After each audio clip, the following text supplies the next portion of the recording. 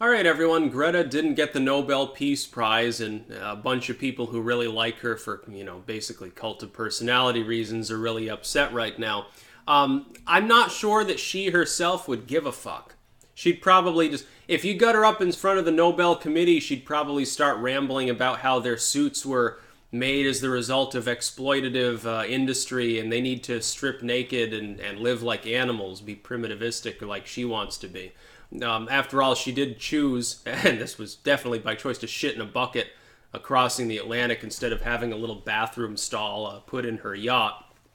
It's interesting.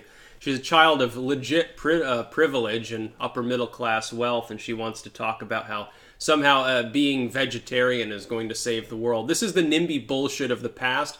And this shows that the Nobel Committee at least has a little bit of restraint. If they had given her a Nobel Prize for speaking fairly well while being 16 and saying 99% the same shit that she's been spoken to on TV about for all 16 years of her life, like the ability to regurgitate what you've been fed for your entire life is not a hallmark of intelligence. It doesn't create world peace. The idea that it has anything to do with world peace is totally preposterous. The fact is this. Greta Thunberg is basically the young female Al Gore. And that's really it. Well, Al Gore doesn't get a Peace Prize. I don't think he has a Peace Prize anyway. It'd be funny if he did. It'd be totally wrong, and he wears it at his next event because he's just so demented. What did she do exactly? I mean, if you look at the Nobel Peace Prize, wasn't it that Alfred Nobel, I think, invented nitroglycerin, if I remember correctly, and he thought, well, we're going to make TNT and we're going to make roads and bridges and rail and stuff. We're going to make the whole world more efficient and people will be lifted out of poverty and we'll be able to farm more and feed more people and it'll be a much better world. And then people started killing each other using his invention and he felt sad, so he developed the concept of the Peace Prize with a cash award for people that would hopefully stop slaughtering one another. But the Nobel Committee's been politicized and nutty anyway for a very long time. And the problem with Greta Thunberg's argument is that it ignores reality, too. The fact is, even if you look back at the first, industrial boom of the Gilded Era, you're looking at something that was ultimately facilitated by government. The strong central government that people like Greta want to establish created the problem. It's not the solution. The solution is the free market. Always has been, always will be. We haven't seen a situation in which the free market's own internal constraints were allowed to operate properly in the industrial era. It really has been absent for the most part. Centralization took hold because it allowed the concentration of wealth. The wealth bought out the governments of the world. The governments then gave kickbacks to the wealthy corporatists, and they became basically the same congealed party movement, as it were. It's basically, there is one party in the world. It's the party of the wealth structures of the world. It's the 1%, wealth-wise, with the political elite, people with dynastic family power and title, indeed, to structures of power around the world. People upper-level clergy, you could say. And that's basically the power structure. And then the banking elite. What would happen, though, is like with the Gilded Age. The Gilded Era and the massive expansion of industry, which caused a lot of problems. You've got the mistreatment of workers. You've got social upheaval. You've got extremely crowded, unsanitary, disgusting conditions in urban centers.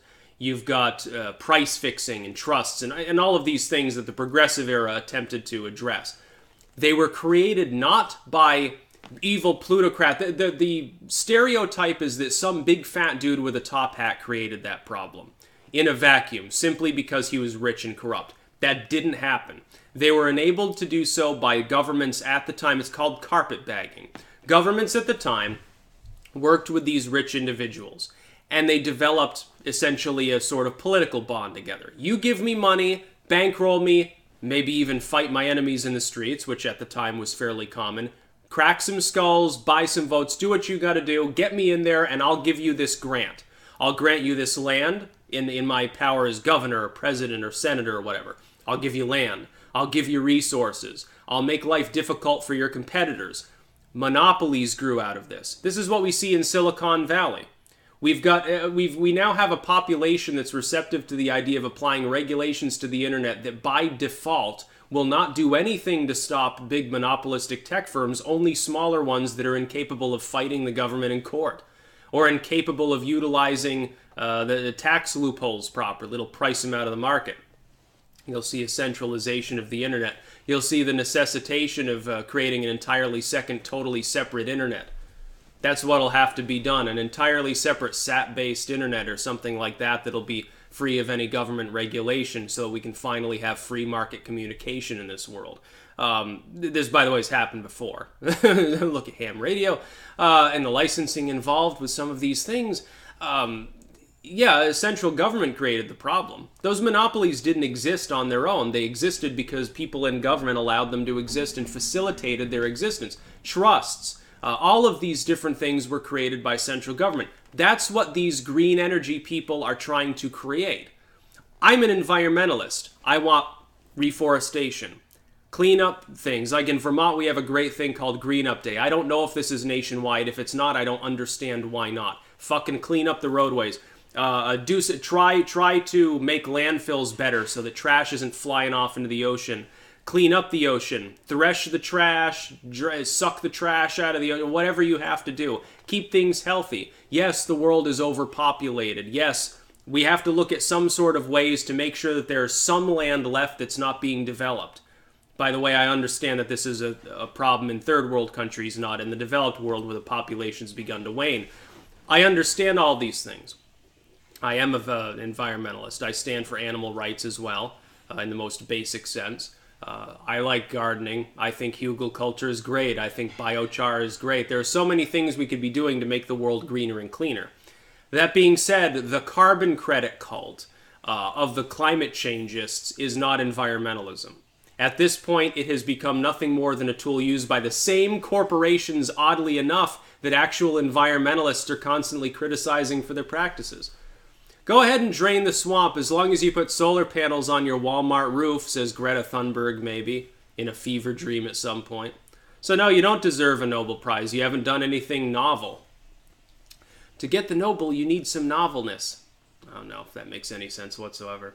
Oh, well, at least I tried. I'm a little bit less caffeinated this morning. I haven't sucked down my energy drink yet, so fucking sue me. I was happy about this, though. It was funny because in the lead up to it, like in the hour before, it was funny because all the people on the far left were like, oh, make sure to keep a close eye on your conservative men because they might lose it if Greta Thunberg gets the Nobel Prize. They were chuckling about that, how there'd be a wave of suicides or something. It's like, there was never a great chance of it because the Nobel Committee would have to be, instead of partially insane, it would have to be completely insane in order to do that. Being 16 while giving a speech to the UN and rambling online about climate change. There are a lot of 16-year-olds that ramble about climate change online. No, you want to find somebody who's not 18 yet and who actually deserves recognition for being intelligent or a maverick. Try Soph or something like that. Somebody who actually rocks the boat and isn't just fucking parroting what they've been told for 20 years. Because that's essentially what this is. Al Gore was rambling about this shit long ago. Well, the world will be ice-free by the end of the 90s, said Al Gore long ago. It didn't happen. Oh my God, we're all gonna die. We've been hearing that for decades and decades. We've been hearing it for a long time. Why don't we go back to the pre-climate cult environmentalism of save the whales, plant fucking trees, treat animals with respect, try not to pollute.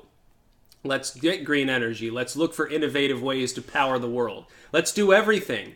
But carbon credits, it's not going to do anything. A carbon tax. NIMBY bullshit. Send the pollution to China and India. That's not going to solve anything. That's not going to save the world. That's love, bead, and meditation, hippie, trippy, granola, crunching Ben & Jerry's bullshit. Sponsored by Coca-Cola. Literally, I believe the case with Ben & Jerry's. Yeah, what a symbol of the green movement and its failures and excesses. That's about all. Peace out.